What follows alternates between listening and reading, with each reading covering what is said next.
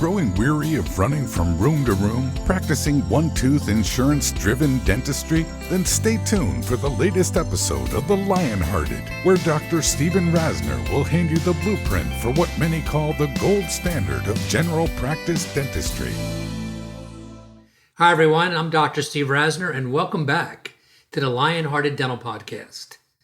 Well, before I get into this today, I want to ask you a favor.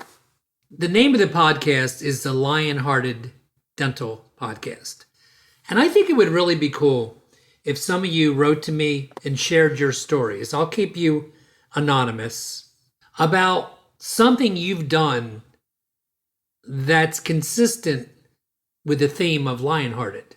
Like maybe you went fee for service in the last year or two. And how's that going for you? Or maybe you overcame some obstacle, which is what I'm really getting to.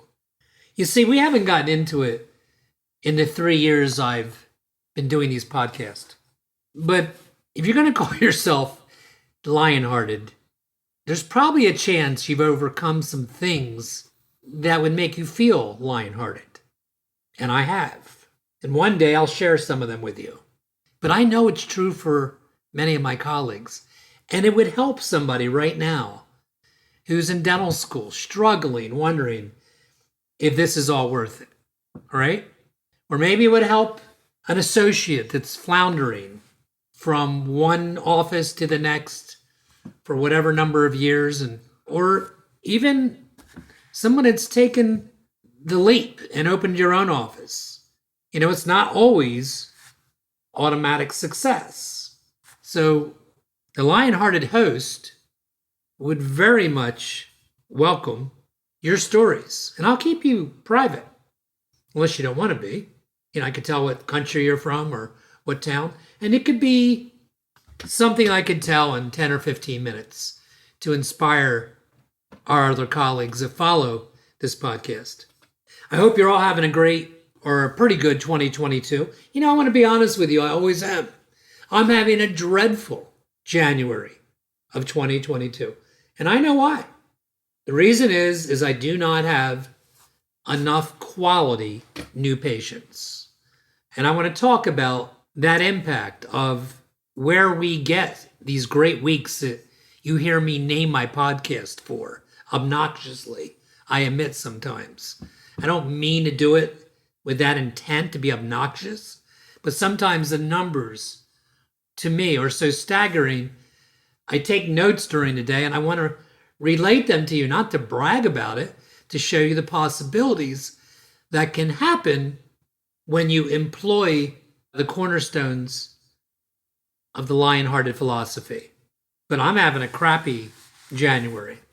And notice what I said, that I'm not having enough quality new patients. We get a lot of calls. But you understand, one of these cornerstones that I'm talking about is we screen our patients. So right now, guys, if you don't know what I'm talking about when I say we screen our patients, write that down, send it to me. That's all I got to say is, what were you talking about with this screen? And I have already written explanation of how we screen our new patients. And why do I do that? Well, basically, the reason I do that is that you have what I have. You have X amount of hours per day to be a dentist. And part of those hours during that week is you seeing a new patient. And if you've been in practice long enough and you don't have policies yet or protocols, then invariably one time what's going to happen to you is you'll have a patient come in that won't even let you do a full series of x-rays. They won't even allow you to examine their mouth fully. I know. That sounds outrageous. It sounds outrageous to me. And it happened to me just one time too many, which, by the way, was probably twice. And I put a protocol together. I put a policy of screening new patients. And the screen is a series of 4 to 5 questions that my new patient coordinator, who is not a random person, she is specifically selected like you have to, because that person has a series of skills They're just wonderful with people. I would not be good because I can, on occasion, be moody or even worse. So I wouldn't be a good new patient coordinator. But you have somebody like my Michelle. I'm almost positive. And if you don't, we have to help you find one because this is a person that understands the power of that moment. Think about it, guys. When a new patient calls you, you know how much work goes into just that, what I just said? Well, they just randomly pick up and, the days of the yellow pages of a phone book are pretty much way past us. So that's not what happens. What happens is that you, like myself, create branding, don't you? You're advertising. That's what I'm talking about. However you do that, which is something else you may have to examine if you're not getting the right patients. I say so many things on these podcasts, and I know some of you really get it. I don't know if all of you do. I don't know if you think it's BS. Like part of it, I guess he does that sometimes, or I doubt he does it. No, that's not true. Everything I tell you, I've done extensively. So when my branding has evolved over the years, there was times when branding to me or marketing, I remember it, was announcing my hours in a newspaper in the fall, spring, winter, and summer. I'm not kidding.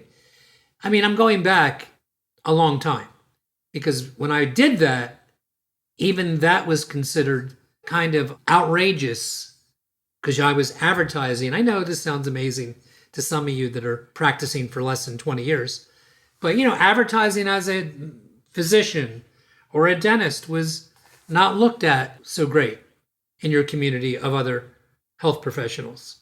And it's long, I know, hospitals advertise today. So we're past that, but that's what I did. And then I centered on fear. And I also centered on being available. And what I recognized is whatever ad I created would lose its effectiveness at a certain point. I would tell you that none of them are really good for me in my 41 years after 2 months. So advertising, branding is a constant evolving message to your community through a number of vehicles that we've discussed on our program. Be it, it depends where you're at. Some of you are going to have to be more reliant on the web because you're in New York City or Chicago and you can't use the Chicago Tribune or the New York Times to advertise your dental practice because there's no return on investment, right? But I can. And other people in rural areas can. I can also use radio. So you hear me? So I'd gladly help direct that for you if somebody, reached out. So when I think of the things that would help you the most, the first thing would be having somebody in place that takes that call that you've spent money on, whether you know it or not, and worked hard to motivate that person to finally pick up that phone. And if you think I'm overinflating the importance of this, just make some calls or have to other dental offices or, God forbid, a medical practice. Please hold. Hold on, please. Please hold. Even dental practices. And so it's the place where you begin, a very important place to separate yourself. I'm going to jump ahead. I want to tell you something. I thought it was so important that it was in my protocol book. It was protocol number 11. It was called Answering the Phone. Here's the protocol. I'm reading it to you right out of my book. Answer on the second ring. Answer as follows. Thank you for calling Dr. Rasner's office. This is Michelle. How may I help you? I mean, come on, man. Is that a big deal? Now I'm going to tell you something. Sometimes I call my office for whatever reason, not to trick them, but I'm calling like I'm in my car on the way to the airport and I forgot something. Even my office, there are times when somebody answers and says, hold please. I can't tell you on the air what happens if that happened, which it has. It's not a real pleasant conversation because I spent a lot of time making everybody know how important answering the phone is in my office. So what you're basically doing, so thank you for calling doctor, whatever your name is, doctor. This is who it is. How may I help you? You're thanking them. You identify the office and who is speaking, then help them. The rationale, the opening is not negotiable. It's just too powerful. Few businesses ever execute to this level. It is the beginning of yes.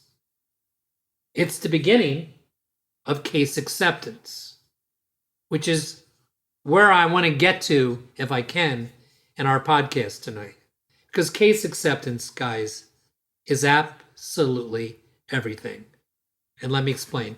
Before I explain to you, what do you do if you're answering a phone but there's a patient in front of you, right? That happens. It's the same as above when you answer.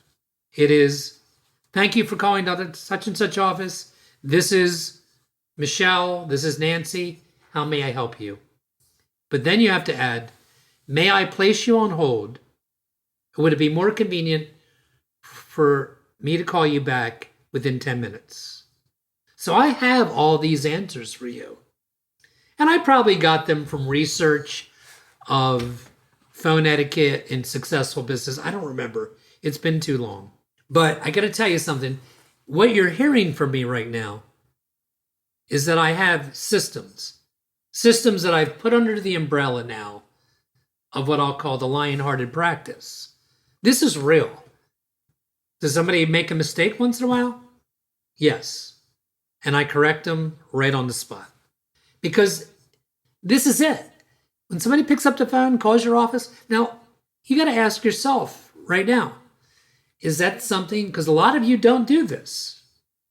And maybe it's little things like that. Maybe it's caring about the details of something like that on all levels that's separating you or will separate you from the highest levels of success.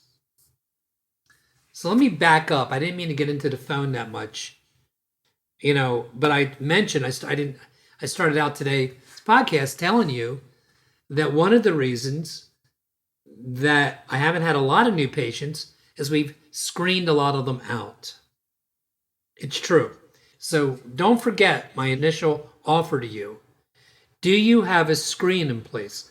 Because guys, if you're willing to appoint anyone who calls your office, I think you're in for disappointment. And I also think you're in for a lot of wasted time. And you and I, that's all we have. We have our 8 to 10 hours a day doing what we do. And part of that is seeing new patients. I wrote a note here, and I don't want to forget to tell you before I get into my next subject of tonight's podcast. And that is, when I say to you, I've written many articles, as many of you know. I have my top 10 favorites. One of them was 8 things I would do if I started over next Monday. I wrote that about 20 years ago. And the first of that, and this is not where the rest of the podcast is going, is I'd constantly remind myself of why I'm doing all of this, why I'm listening to the Lionhearted podcast. Why am I listening to Rasner? Why am I taking CE in Sarasota, Florida in 2 weeks? Why am I investing in my team? And the reason at the end of the day ought to be that this all makes you happy. Maybe you're not happy 52 weeks a year, but for the most part, you're happy where you're putting your energies. That's what I'm always reminding myself of, everything I've done to get to the point of where I'm at right now. And if I wasn't, and there's times I haven't been, it's not fun. I want to tell you something. I remember, because I didn't have a good comprehensive care approach. So what I did during those 10 years early in my career is I fixed things. A patient comes in with a broken tooth. I didn't really understand the value and the importance of comprehensive exams, or maybe I feared doing a comprehensive exam. And I found myself doing a lot of single, 2 teeth, 3 teeth procedures. And I'd be very busy, way busier than I am today in terms of number of patients I saw each day. That is not fun. You might even make decent money doing that, but that is not a quality dental practice, and it isn't fun.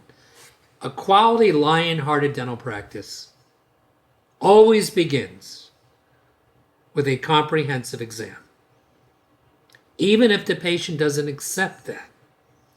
I'd much rather do 5 comprehensive exams per week on 5 screened patients that Michelle screened and allowed them to proceed, because she won't hesitate to tell a patient that we may not be a great fit.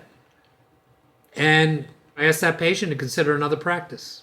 I know that sounds audacious to you, but it's not really. If a patient gets hung up, think about it. In my particular situation, or those of you that are fee for service, patient calls up and they tell you that the reason they're coming to you is they just received dental insurance.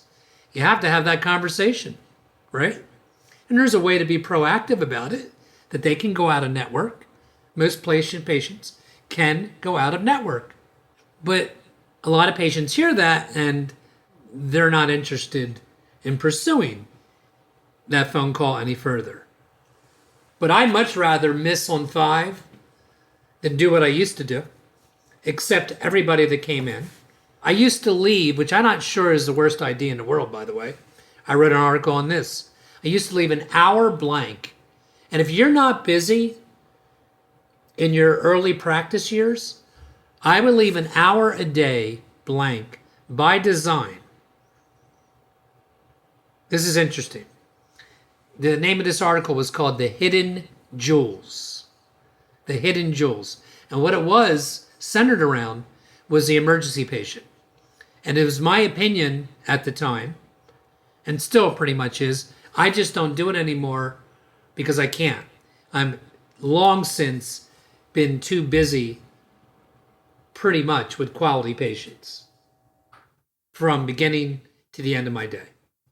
And it's been many, many years, and I work for that. And it's going to happen to you guys as well.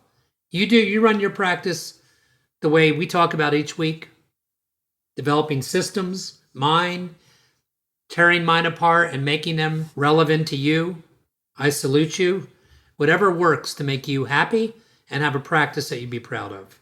That's what I would do.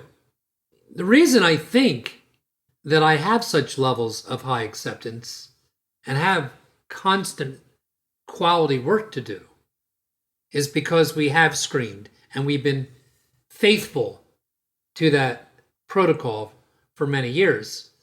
And when you do that, you don't get emergency patients showing up in your practice with their jaws swollen out like this. We do get patients that haven't been to the dentist in many, many years. But as I was alluding to, I used to leave an hour blank. And the magic of this was as follows. If you think about it, most emergency patients are treated like the low value patients that they are. They miss appointments. They show up late. They break treatment plans. All things that you could, by the way, avoid by doing some of the things we've talked about. For example, getting paid up front. We've talked about that endlessly. That avoids broken appointments. But what I would do with this patient, this emergency that called, first of all, I had a spot every day for an emergency patient.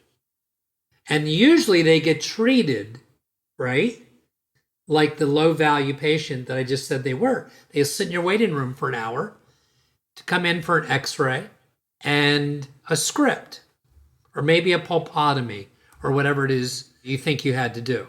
But they're treated most of their careers like emergencies. But what if you treated them because you had the time, like you would any other brand new patient? These patients call you the day of the appointment.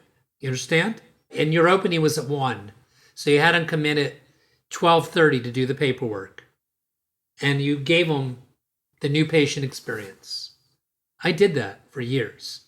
I repeat, I haven't done it in a long, long time because I haven't been able to. This is really only for the practice that's beginning that really does have kind of openings available.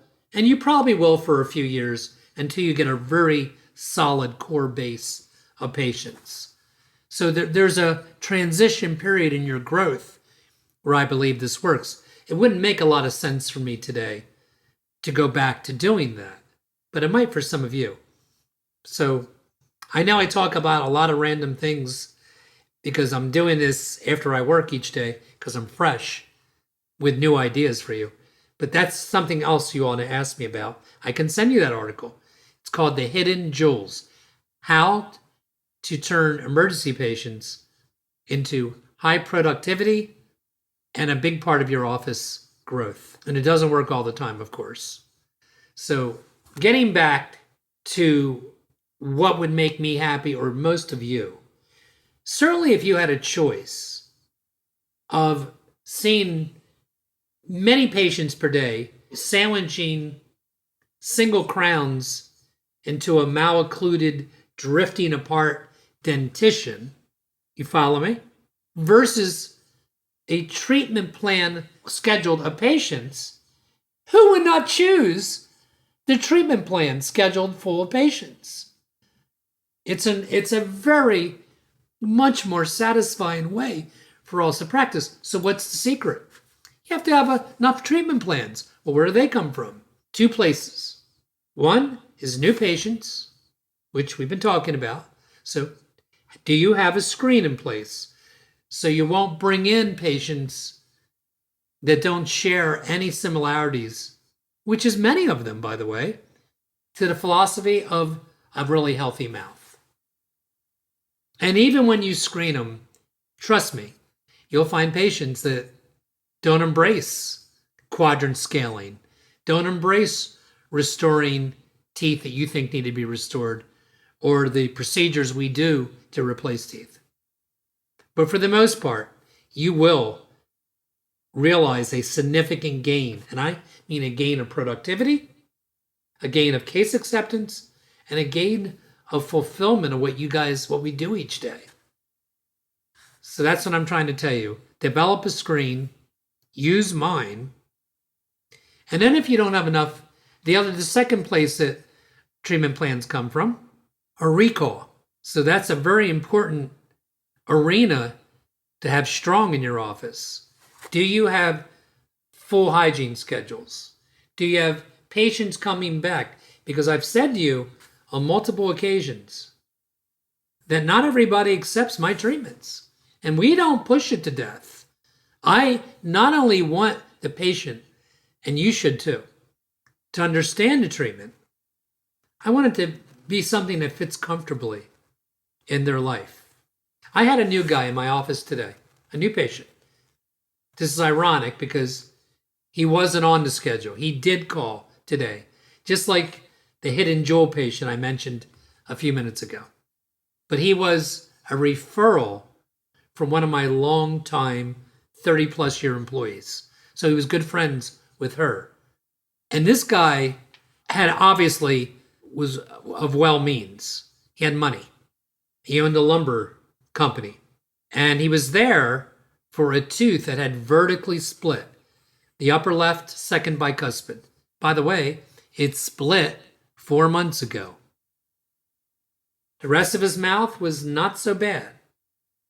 This is a good-looking guy, well-dressed, that was just too busy. That's always a bad sign, by the way. And even though he was educated and well-spoken, when I mentioned that what I would do in that particular chief complaint that he came in with, besides remove it, because that was the only option he had, I tell you what I say when that happens. He only had one other tooth missing in his mouth probably 30 years ago. It was a lower right molar. The adjacent teeth had drifted. The guy still had a very decent, healthy dentition. I said, when I have a patient, let me say to you what I say to all my patients when they're going to lose a tooth for the first time in a long time. If you lose this tooth and don't do anything, you guys may find this corny, but I often say this. If the good book has you living to 100 years old, you're going to still live to 100. However, it's not what I would do. When somebody usually has a mouth like yours in pretty darn good condition and then loses a tooth in between other teeth, I highly encourage them to replace it if that fits in their life. He was very clear to me that money was no issue. But he hadn't done a lick of research on an implant, really didn't even know what I was talking about, and wanted to think about it. And I absolutely backed off. That's what I mean. And I did extract his tooth, by the way, and I grafted it, which he did pay for. And by the way, he had another tooth that was broken on the contralateral side that we crowned. Well, that was easy. When I went through my comprehensive exam, I told him he had parafunctional wear. There's wear facets all over. That I explain it as he's harder on his teeth than the average patient. And that is why the left tooth broke and is not restorable. And we have a chance to fix one on the right that is restorable. I wish we could spend more time, you and I, on the case acceptance approach. I mean, what really goes on in Lionhearted operatories, I think, is pretty amazing. It is not a high pressure thing. And I hope that you understand that. It is an educational back and forth between you and this patient that made their way into your office, either through a referral like the one today or through your marketing. And whenever they want to think about things, you should encourage them to do it. It will always come back to you to have that posture as opposed to pressing somebody to make a decision for whatever reason that day. Now, he did have to decide if he wanted to be grafted, because I'm obviously taking his tooth out that day. Anyway, guys, I hope, I know tonight felt a little random even to me. I come in here a lot of times with the intention of saying something and I get off on tangents. I guess that's the danger of doing this alone. But by the growth of the podcast, it feels like we're doing something right. I hope you keep listening and write to me. I haven't had much of that happening in the month of January. Thanks a lot for listening. See you next week on The Lionhearted.